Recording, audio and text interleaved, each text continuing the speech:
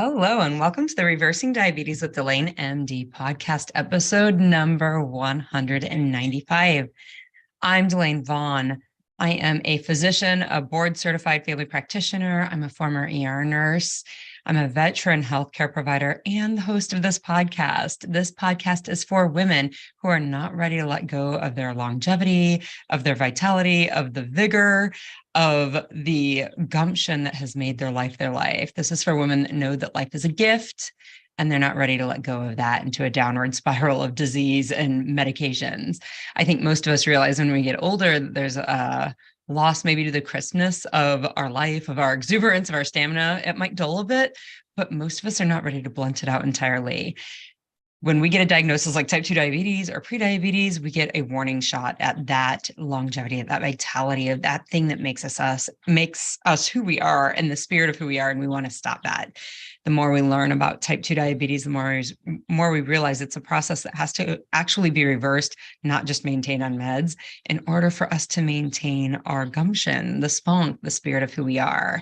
This podcast is dedicated for strategies, or two strategies, to help you, the woman out there with this situation of having a diagnosis of type 2 diabetes. This is for you to help reverse this, help get started on living a naturally healthy life. So let's do that.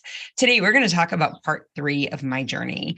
Episode, I think, number 192 and 194. I talked about part 1 and part 2. This is episode number 195, and I'm talking about part 3 in that journey. Really, what is it like to live a naturally healthy life?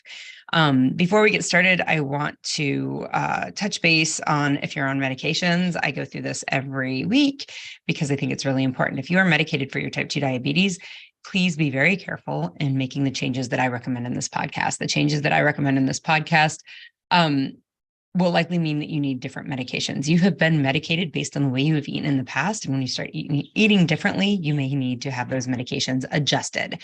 So please be careful if you are medicated for your type 2 diabetes and you're making these changes. Have a clear line of communication open with your medical provider so that you can give them a call, let them know what your blood sugars are, and they can make adjustments, give you recommendations on what meds they want you to change. So again, if you are on medications, please call your doctor, find out how they want you to give your blood sugar logs to them so that they can help guide you through medication changes. Before we get started, I would ask that if you're finding help from this podcast, if you've listened to a number of episodes and they've found them very helpful and you're getting results, please rate and review the podcast. Doing this allows the podcast to be put up just based on the algorithm. The podcast will be presented to more people, and those folks can get the same help that you're getting. Also, follow me on Instagram and Facebook. If you follow me on Instagram, you may be aware that we just got chickens. So if you're watching on YouTube right now on the DelaneMD YouTube channel, you can see there is a little bin behind me, and you might even be able to hear them. My chirpy little chickens. We got baby chicks this weekend. So follow me on Instagram and Facebook because you see these things. But not only that, you learn about things that I'm offering. So this month, in the month of April, I'm recording this on April 23rd, but on April 24th, there will be a webinar on stress and diabetes and the management of stress and diabetes. If you want to get in on that, send me a message, Delane@DelaneMD.com. If you want to know where it's at, it will actually be posted on the YouTube channel. So you can find it there if you're listening after April 24th of 2023. So all of that's available to you, and you will find out about those things on Instagram and Facebook. So follow me on there. Make sure you subscribe to the YouTube channel because that is where you can get these podcasts immediately. They go live. I broadcast them live and they go up immediately. And then if you want to listen to them on the podcast players, that's fine too. But you can get that information out there a little earlier. So let's talk about what I think, or my experience of living a naturally healthy life. This has definitely been it's been just a process. There's been progression. It wasn't like one day I was living this way and the next day I wasn't. It was not like that. In the part number 1 of this series of podcast episodes, I talked about how exacerbated I was with myself, how fearful I was that I wasn't going to be able to fix this, and how I was just in this stage of really almost borderline hopelessness when I finally realized I needed to do something different. The thing that I always say, I remember having this run through my head. Who am I going to go to for help? When am I going to go to my doctor? I am the doctor. And when I realized that I couldn't trust what we had been taught in medicine to fix this problem for me, because I knew it wasn't the food. I knew the food was a problem. I couldn't figure out why I was eating it, why I continued to eat the food. And there was no medicine, there was no physician, there was nothing within the healthcare system that was going to help me figure that part out. And that was very fearful to me. Of course, I'd given my life to medicine. Like that's my professional career. That's where I put my education resources and my professional resources had been put into the healthcare system in America. And I realized that wasn't going to help me get healthy. And that was very scary to me. So that's kind of what part one talks about, is me getting to that place of just being almost flabbergasted with myself and fearful that I was going to have to get old and start, utilizing medications to keep me from dying. And that was terrifying to me. Part two, I talked about the persistent coming back to it, the willingness to do the hard work, like to figure out why I was doing the things, and then like continue to strive for the goal that I wanted, even though it seemed like I just kept failing. I just kept failing at it. I just couldn't figure it out. And that to continue to persist in that direction, even when it would have been so much more comfortable to quit, is really what it comes down to.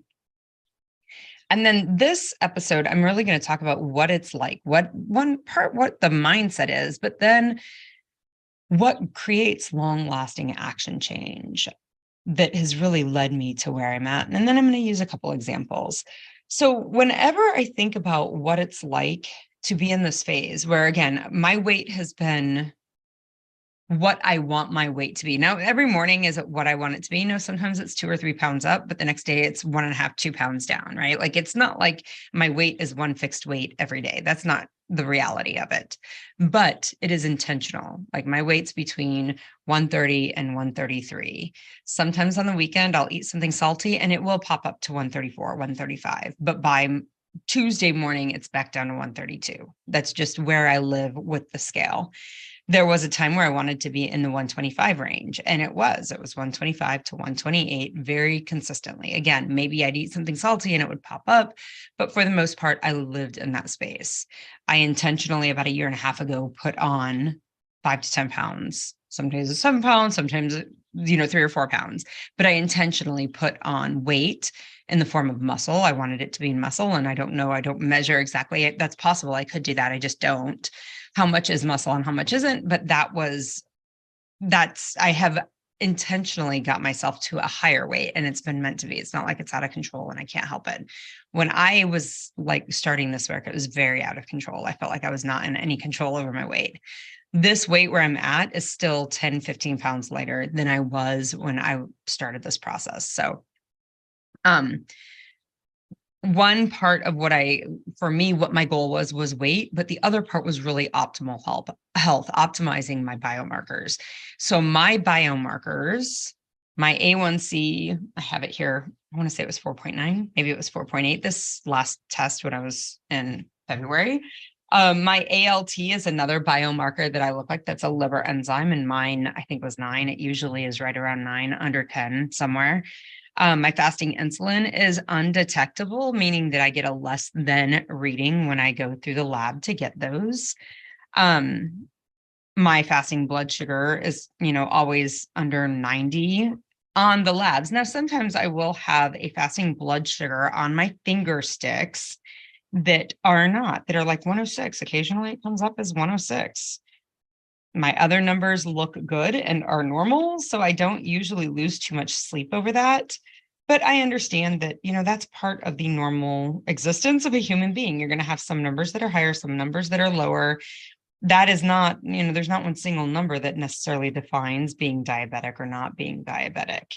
So I'm happy with those numbers. So those were a big part of what else I wanted to see, was kind of this normalization, or this optimization really, of my numbers of my biomarkers. And I've definitely seen those normalize out. So part of it was my weight, and part of it is this optimization of my biomarkers. For me, that's what living a naturally healthy life means for me. What it has taken to get there is really an alteration and adjustment in my relationship with myself and with food. The ability to trust myself and the ability to see what the foods that I'm eating actually do to me. What happens here? Why is this food, why do I keep having this problem with this food? And I want to do it in an intentional way and not going behind my back and eating food that I knew would make me sick and then praying that it wasn't going to happen. Like the weight wasn't going to go up or my blood sugars were still going to normalize, even though I was downing M&Ms all the time. Right. So for me, there were two parts of it. One was this weight part. One was this optimization of my biomarkers, but underneath the undercurrent to both of those things was really this relationship with myself and food. And that's what I really had to work on. And there are two currents that kind of run, or that has been my experience, at least, at running through all of this. One is the finding out of more information. This has been done through a variety of ways. This has been through gleaning information from books and journals and, Science Magazine and the American Academy of Family Practitioners and JAMA and all of those. One has been gleaning information. That has been part of it. Part of it, though, has also been that I see how my body works with this. And part of that is from journaling, right? So when I would use a food log, I logged my foods, I planned my foods. And, when I plan these foods, what happens to my body and what happens in my brain? Again, most of the time, I knew what was going to happen with my body. If I ate cottage cheese and bell peppers and sunflower seeds, and then I had chicken and salad, if I had those foods, I knew what was going to happen with my blood sugars, and it wasn't going to be a problem. What I didn't know what was going to happen is how much cheddar was there going to be mid-afternoon that I wasn't having chocolate and I wasn't having Diet Cokes. That was the part of my brain. That was a relationship with me and my food that I had to work through, not necessarily the gleaning of information about what happens biologically with my body when I eat foods. The other side of that was if I ate chocolates or ice cream or cake or whatever, what happened with my body? Again, I have a pretty good idea of what that was. What would happen with my brain was information that I never taken the chance to learn about. Okay. So for me, there was a ton of information that I had to glean, and I had to give myself permission in that kind of part two of this, the second part of this journey, to try to figure out what works for me in all the ways, not only for my biology, but what also works for my brain and my relationship with me and my food. For me, I realized when I eat junk food, when I eat candy, when I eat ice cream, when I eat cake, I think about it all day long for the next 4 days. And I create a lot of chatter in my brain about that. And that's just part of what comes when I eat that food. It's not that I'm broken or that my brain's broken or anything's wrong with me. It's just that's what that food does to the human brain.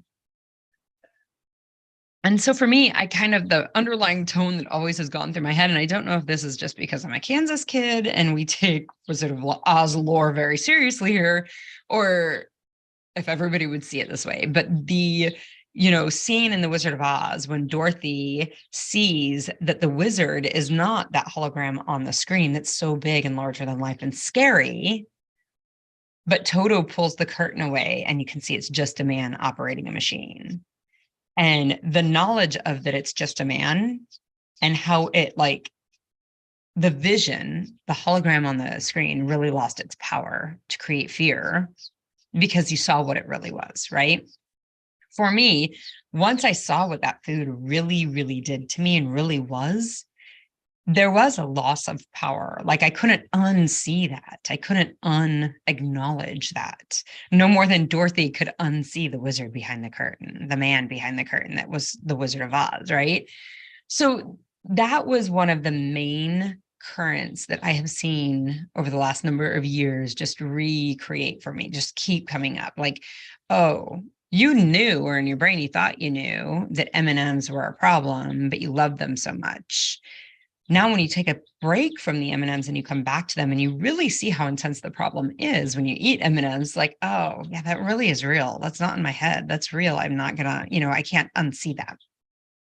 So that's been one part of it. The other part of it that's probably more empowering has been the 3 steps to change. And I've talked about this on the podcast before because I do. Again, it's very empowering and really breaks down like what we need to do to create long-lasting action change in our life. But there are 3 A's, the 3 A's of change. There's the awareness of the need for the change, the acceptance of why we do it, of what it is, and then the action change.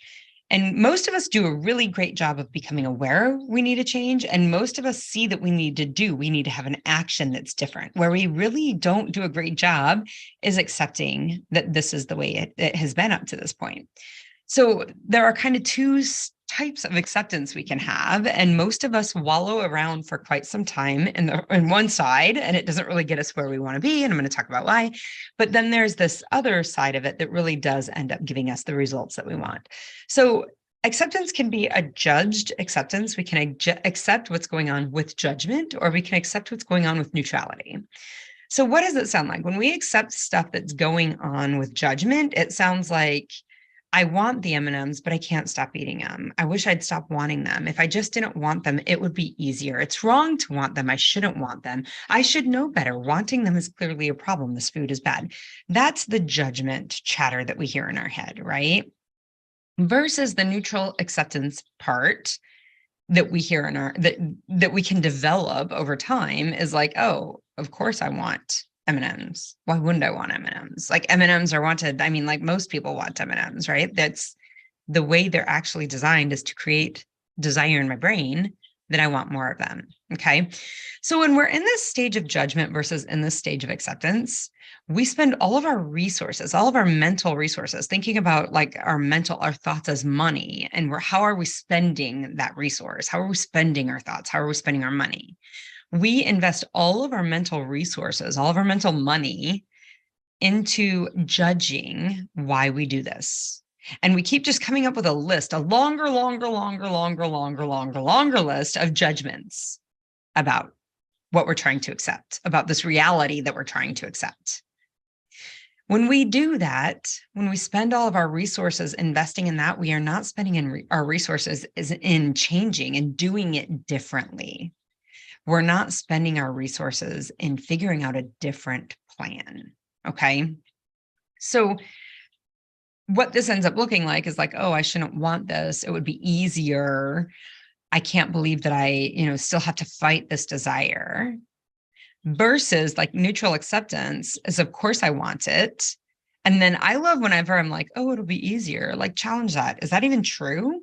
Would it be easier? Is there any alternate universe where M&Ms are reality and it's easy to not want them for my brain? Is that a reality? Like, I don't know that it would ever be easier. Like, that's not reality. Would it be easier? I don't think so. I don't even know what that means. If I didn't want it, would it be easier? Yes, but there would be something else that I wanted. Like, that's just the way the human brain is developed, right? Like, so I don't know that it would be quote unquote easier. You would just have something else you want. It's like a heroin addict being like, man, I wish I didn't want heroin. Would it be easier if I didn't want heroin? Yeah, it'd be great if I didn't want heroin and all I wanted was M&Ms. But now I have too many M&Ms on board, and now I've got the problems associated with that. Like, it's not easier. It's just different. Right. So in my brain, whenever there's this like, oh, it's going to be easier, I get to neutrality by questioning that. Is that even true? Would it be easier? And most of the time, the answer is like, no, it'd just be different. I don't know that it would be easier. So when we're trying to create that neutral acceptance, like, of course, my brain wants M&Ms. I don't know that it would really be easier. And I don't know that it's ever going to be reality that I don't want M&Ms. And if that's the case, like if there's not this arguing about how horrible it is, or all of this mental resource being turned into how, awful it is, from that space where I'm like, yeah, of course I want M&Ms, then what do I want to do? That's where I can pour my mental resources into developing an action plan that creates what I want, right? And that's why you have to have awareness, neutral acceptance before you can get this long-lasting action plan. For me, it got to the point where it was like, well, if I'm going to always want M&Ms, like that's just the reality of my human brain, is that I'm always going to want M&Ms. If that's the case, then what do I want to do going forward? What do I want to do in action? Like in action, I want to eat salad. I want to eat salmon. I want to eat carrot sticks. I want to eat foods that match my biology. even though I want M&Ms. For me, that's what I came up with. So I think that those three parts of how to create long-lasting action change in your life, I think is really, really important. Again, awareness, neutral acceptance, and then action. That's how we get to long-lasting action changes. So examples where for me, I see this come up. I have taught using food plans for years as a tool, and it is a tool. But I want to offer to you, I don't use food plans every day anymore. I used to. Right now, I only use them when I'm trying to create a change because I don't eat things behind my back. I always have my own back, right? Like I always am on my side. I am always on my side. And what that means for me to always be on my side means that I'm not eating foods that make me sick anymore. I don't eat foods in a way that make me sick anymore, right? So let me emphasize that. It's not that I don't eat foods that make me sick anymore. I do not eat those foods in a way that create illness in my body. Okay, so does this mean that I don't eat anything tasty? No. Do I eat ice cream? Absolutely, it's delicious. Do I eat chocolate? Yes, I do. Do I have pizza? Yes. And if you ever question this, check out my Instagram because usually I'm posting like when I go to Chicago, when I go with my family back to Chicago and we go to ball games and we're in Chicago, I get Chicago pizza and I get real pizza. And I usually post it because it's remarkable for me. I don't usually have it. So when I do, I post it. I like mention it. Do I eat fries? I do eat fries sometimes. Do I have Diet Cokes and M&Ms? Sometimes I do, although not as frequently as I thought I would, because as it turns out, I don't like them as much as I believed I would. They don't, again, I've seen behind the curtain, they just aren't what they used to be. Okay. So when I say that I don't make a plan, I don't make a plan because I don't any longer have to figure out why I continue to be drawn to these foods that don't serve me because I don't eat them anymore in a way that makes me sick. Okay. I eat things that don't make me sick. I eat things that match my biology is really what it comes down to. I eat fruit. Like most days I eat fruit. Sometimes I'll have things like potatoes. Sometimes I'll have things like rice, although not so much. But again, like these are foods that people are like, ooh, that's a problem. It's causing diabetes. Can you get diabetes from fruit? Very unlikely. Again, nobody got diabetes from their banana problem. That's not the issue at hand. Did we get problems with diabetes because of potatoes? Maybe from like French fries and a lot of them, maybe, but not like baked potatoes or roasted potatoes, not usually.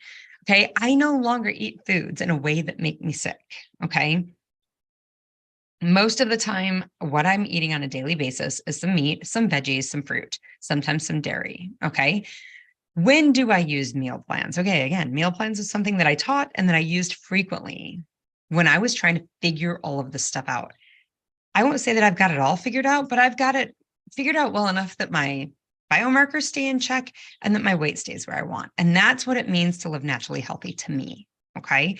So I know how to eat in that way, but I don't need to use the food plan to create that for me anymore. Now, what I use the food plan is if I'm trying to change something and I'm trying to create something new for me. So for me, changing, like I put on weight. Again, I wanted to put it on the form of protein, right? So I had to start eating more protein and I had to start eating more. When I did that, I did use food planning because I wanted to create something specific and I needed to have that data for me. So that is one way that I will use meal plans right now. Okay. When I'm trying to do something different or create something different. Other than that, I will use food plans. Like I'll make a food plan for myself or I'll use the logging component. Sometimes after the holidays, and I have had a lot of floury treats and a lot of sugary treats, I will use those food plans to kind of deconstruct whatever is happening in my brain to figure out how to like get myself from jonesing for the junk all day long. Jonesing for the junk. That's a great phrase. That should be a college alt band, jonesing for the junk. But yeah, sometimes I'll use the food plan to get that kind of figured out. So those are the times that I use food plans right now. I don't really use them all the time right now. And the reason that I don't really use them all the time right now is because I don't really eat in a way that makes myself sick anymore. Like that is just that's just not how we do it. And again, that's that lasting action change. I had to neutrally accept that, of course, my brain was always going to want M&Ms. before I could create that long-lasting change. And that long-lasting change doesn't need to be monitored step by step by step by step by step for me, because I understand that when I eat M&Ms, when I eat junk food, I get sick from that. And there's nothing wrong with wanting it. It's just that's not what I eat. The other part that really has changed for me for what I do on a day-to-day basis is that I'm always on my side, always on my side. And this is, again, like some of it's like what we eat, but most of it is this relationship we have with ourselves and with our food. I am always on my side. And if you think about being on somebody's side, right? Like if you think like, oh, my family is in an argument with the other side of the family and I'm on this side, I'm going to pick team this, I'm on their side, right? Like, what does it mean to be on their side? Being on somebody's side doesn't mean that it's always easy. And it doesn't mean that nothing bad happens. And it doesn't mean that they don't get their feelings hurt. It doesn't mean that there isn't hurtful things said. And it doesn't mean that it's not uncomfortable. All of those things are probably the reality when you're on somebody's side, right? The part about being on their side is you have them, you are there for them, you are going to stand with them through all of those uncomfortable things. Okay. So for me, I am always on my side. I'm on my side when I'm disappointed. And I would say mostly I am on my side when I'm disappointed in myself. And it sounds like it's okay, baby girl. We've done this. We don't love what's happening. So we don't have to keep doing it. Like, let's just not do that anymore. I've got you. We've got this. I'm on your side. It doesn't always mean like that I don't want the foods, right? Like frequently part of being on my side is like, yeah, girl, I get it. We want that. That would be really, really nice. We're just not doing that today because we don't really like everything that comes by or that comes with it. Chocolate's a big one, right? Like I would have chocolate every day of my life because it's delicious, but I don't like the chatter in my brain that comes with the sugar. I don't like how my body feels a little bit swollen. And sometimes my stomach is upset when I have that kind of sugar. So like, yes, it would be good. And my brain wants to believe, right? Wants to believe the story that it's building about the chocolate versus the reality that I know that happens with the chocolate. And that goes back to that wizard behind the curtain, right? Like your brain sees the big, scary Wizard of Oz, the hologram on the wall that looks so overwhelming and huge and powerful, the almighty Oz, and it's scary. And your brain immediately wants to be fearful. That primitive brain wants to believe it and be fearful versus the prefrontal cortex, which is, rationalizing through it. But we know it's just that dude over there behind the curtain, right? Primitive brain says, oh my God, you love the chocolate. You want the chocolate. That's all you want. Prefrontal cortex says, actually, girl, you don't want all of those things. Okay. That's always being on my side. Okay. For me, again, like I understood how some of this food feels in my body and that I don't really enjoy all of those things. Okay. For me, being on my side is having my back in both. Like you're going to feel uncomfortable. I've got you in both places. What do we want to do? Neutrally, what do we want to do just going forward? Every single meal I have, my brain wants to eat more. My primitive brain's like, oh, let's keep going. Let's keep eating. And we're eating. So let's get chocolate. And if we're going to have chocolate, let's go ahead and have ice cream. Is there cake around? Because I'd like to have cake too. Every meal. And I wish that you could understand that that is the reality for every time I sit down to eat. My primitive brain will want to take over and eat more. Okay. My prefrontal cortex takes over and is like, hey, listen, we know if we do this, if we keep eating, we're going to feel badly. And if we eat all of those things, we're definitely going to feel badly. This is what I mean by being on my side. It's not that it's easy. It's not that it's fun. Even when it's uncomfortable, I have my back. I'm there with me. I've got it. And it's okay. We've got this. That is the work that actually leads to that long lasting change. So again, like I can't unsee what I know. I can't unsee that I know that those foods actually make me feel badly. I can't unsee that I know that those foods do not match my biology. Okay. So if I'm going to eat them, I need to be willing to accept all of these unpleasant things that aren't really what I want. Okay. So that's where that, again, that Wizard of Oz visualization comes in. I can't unsee it. And even when my brain tells me I want more, like all the foods, like I know the reality that comes with that. All of that information, guys, came from collecting data about what I eat, from planning my food, from logging my food, from watching what I eat and seeing what comes of it. That's where that tool is so incredibly helpful until you get to a point where you're just not doing that to yourself anymore. And that does happen. Okay. So there are some tools that we use to get us to this like action change, this long lasting action change, but we have to be willing to work through them. And it's uncomfortable when you're working through them.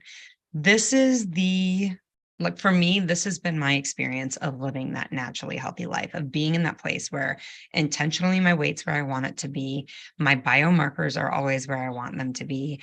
And that I feel like I'm in control of what I eat, not that the food's in control of me, that I like my relationship with food. I had ice cream with my daughter last Friday. Her and I, we had 2 chocolates and we had ice cream at the chocolate shop that we go to. And it was good. It's not as good as I remember it being, but my brain, and of course my brain, so sneaky little bastard it is. It was like, oh, you should go get a different flavor because then that will be good. I'm like, maybe it will be good. Maybe it won't be good, but we're just not doing that today. Right. Not this argument, not pouring my resources into judging myself, not trying to talk myself out of it, but from just this neutral space. Like, no, we're just not doing that. Okay. It's not that I don't indulge in those things. I do. And it's not like I'm eating chocolate and ice cream going, oh girl, you're so much healthier because you're eating chocolate and ice cream. That is baloney. That's not true. But it no longer takes over my life. Okay. So that's really the work that needs to be done. Again, guys, you don't need me to tell you to lay off the chocolate cake. You know, chocolate cake is the problem. That's not the work to be done. The work to be done is on this relationship with you, yourself, and your food. And that's the work that we do in my coaching group. So if that's something you're interested in, send me a message, Delane@DelaneMD.com. I'm happy to get you set up for a consult.